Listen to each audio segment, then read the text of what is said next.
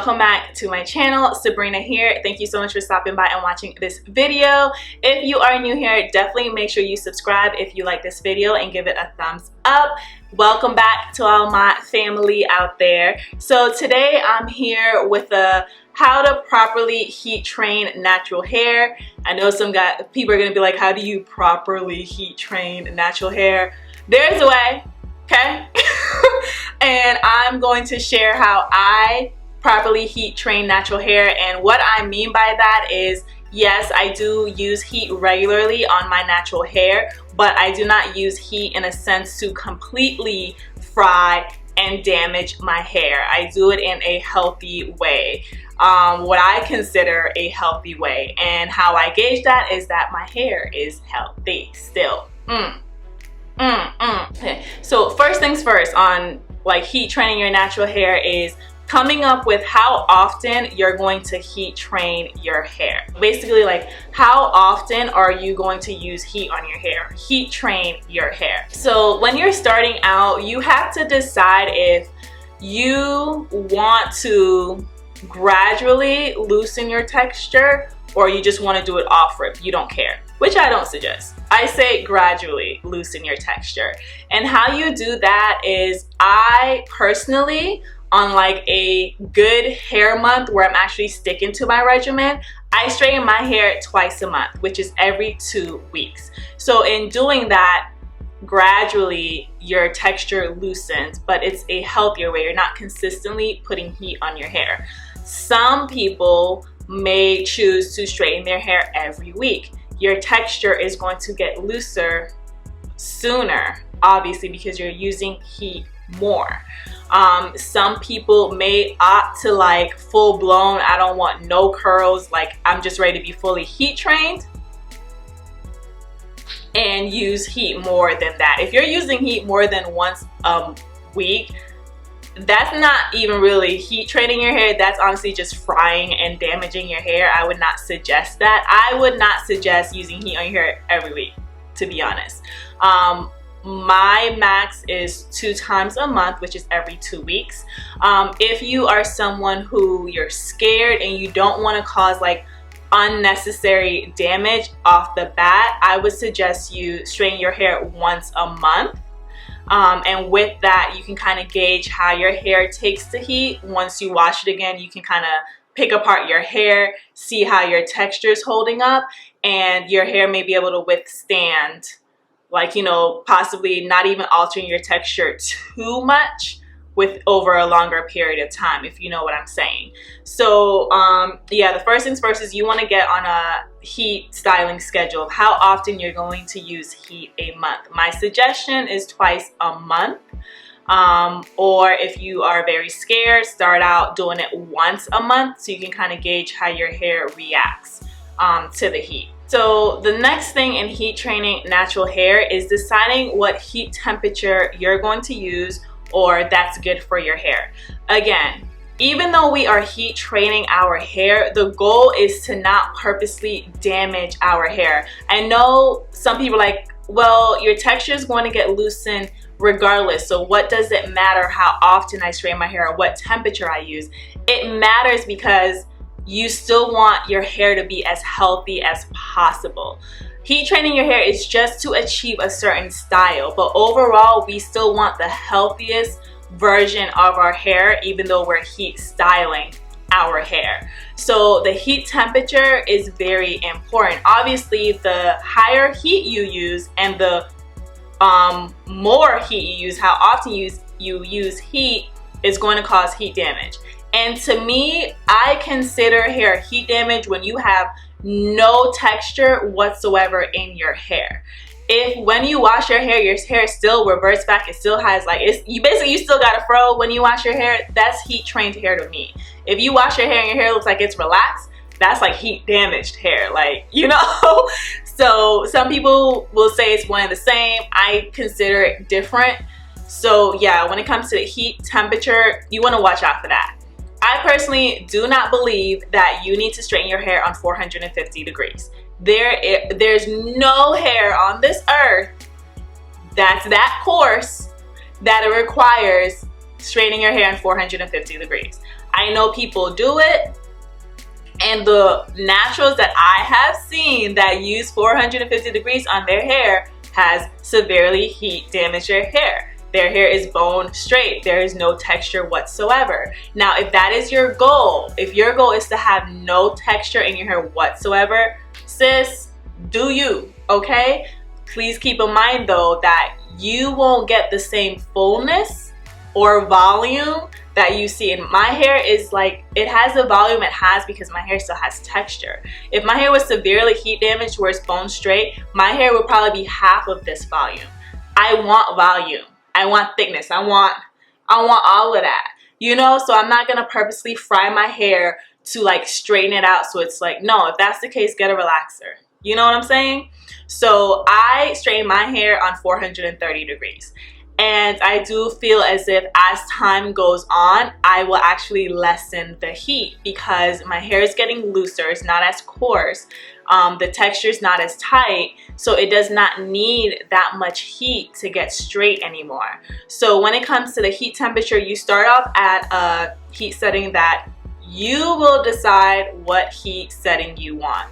Honestly, my goal is if I can straighten my hair on 400 degrees, which I probably can, I just have to use really thin sections, but I don't want to. Usually when I'm doing my hair, I want to go. Like, I want to be done and go. So I straighten my hair in pretty thick sections. So that's why I use 430 degrees. If you're someone that you're going to go like, you know, thin section, then you can probably use less heat because it's not a lot of hair that you need to straighten in that one section.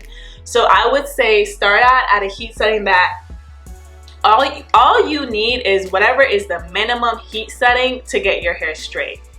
That's all you're trying to achieve right now. So I will never ever suggest anyone straightening their hair on 450 degrees, okay? So keep that in mind. Use a safe heat setting to straighten your hair. And how you can gauge, I guess, like what setting is, I would start out on 380 degrees. After you blow dry your hair, start out on like 380 degrees and flat iron a section and see how straight that one section got with one pass. And then do 2 passes. See how straight your hair got on that second pass. If you still have a lot of texture, if your hair is not silky straight, okay, up it. Until you get to that state where just 1 pass or max 2 pass gets your hair silky bone straight. That's how you can kind of gauge what temperature is needed to straighten your hair. But don't right off the bat just go to 450 just because your flat iron can get to 450. You're going to cause unnecessary damage to your hair. If your hair does not require that much heat, don't use it. So that's basically the gist of it. So the next tip on how to properly heat train natural hair, it is the products you use.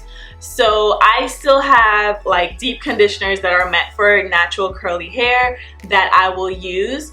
But if I'm being honest, as my texture is changing, as it's getting looser, I am opting out of it because it's too thick. And you don't want to get to a point where you're straightening your hair and your hair has like so much product on it or it's weighed down, because residue from products and using heat will fry your hair. So you have to be mindful of that. I will suggest using products that are meant for silkening your hair. So any kind of silk therapy, silk anything, I would go ahead and recommend those kind of products. And as you're heat training your hair, you're going to see that you are going to have to switch out products because everything that works for your natural hair, even though your hair is still natural, as you go into heat training, it's just you're not going to get the result that you want because it can be too thick, especially if you're using products that are more geared towards naturally curly, coily hair. So part of heat training hair, I would say to use lighter products as well, especially when it comes to your deep conditioners. I'm switching mine out. There's still a few that I use because I just know overall they're like really great for my hair. But you have to make sure you wash out the product, like make sure it's fully washed out. I know when we're natural we kind of want to like rinse out a little bit, but like leave some of the product in your hair. No, you want to make sure your hair is like thoroughly rinsed. There's no products left in it or anything like that, because that can cause damage that you don't want, and it's from the heat being applied to hair with those ingredients on it. So part of having healthy heat trained natural hair is to make sure you maintain a solid protein moisture balance with your hair. So yes, we love the silk, we love the softness and all of that. So I have had no earrings in this whole time. So yeah, we get real like, oh, I want my hair to be super soft, super silky. So I feel like the general would just automatically gravitate to only doing moisture based deep conditioners or like silkening deep conditioners. But no, you have to maintain a really good protein moisture balance so your hair is strong enough to withstand the heat that you are putting on it. On average, I wash my hair every 2 weeks. So what I will do is 1 week is strictly like a straight moisturizing or silkening deep conditioner treatment, and then the next time I will use actually no, I'm lying, about every 2 months. So my moisture protein balance is going to be different for everyone, because you have to like feel your hair and know what it needs. So mine's is basically I do a moisturizing deep conditioning treatment every wash day, but every 2 months I will do a protein moisture balancing treatment. So I don't do hard protein. I feel like my hair just cannot stand it no matter how much I deep condition after. It just always takes a very long time for my hair to get back to its original softness. So I use treatments that it's like a balancing treatment. They have both protein and moisture in it. It's not just a straight protein based deep conditioner. So I do that every 2 months basically. So basically every like 4th wash day I'm doing a protein based treatment. And then all of my other 3 wash days before that, I did strictly moisturizing. But maintaining a healthy protein moisture balance is going to do wonders, because it's going to make sure your hair, you don't have any unnecessary breakage.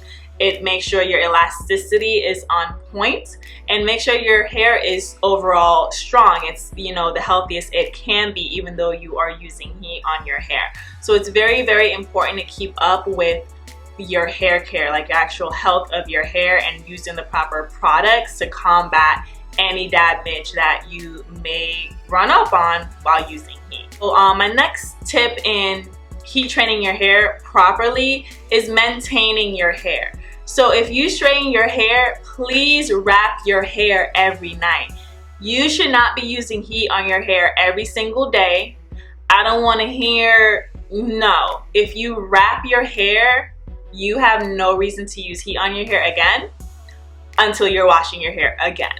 You know, I can understand maybe if it's raining, you got rained on a little bit, but even then, use like a very low heat setting just to like touch those spots up. Don't run through your whole hair. You shouldn't need to. But preserving your hair at night, wrapping your hair at night so you don't have to use heat on your hair every day, that's like the best practice. Once I straighten my hair, heat does not touch my hair again until my next wash day. If something happens and my hair is like completely wrecked, my hair is in a bun, sis. Like, it's dead. It's dead. It's done. It's gone. We can't get it back. You know, I feel like there's a lot of instances where if your hair just looks a little bit janky, it's not flowing right, wrap your hair. Like you would be so amazed at what a night of your hair wrap can do for your hair. So you may think it's over, you may think it's just wrap your hair.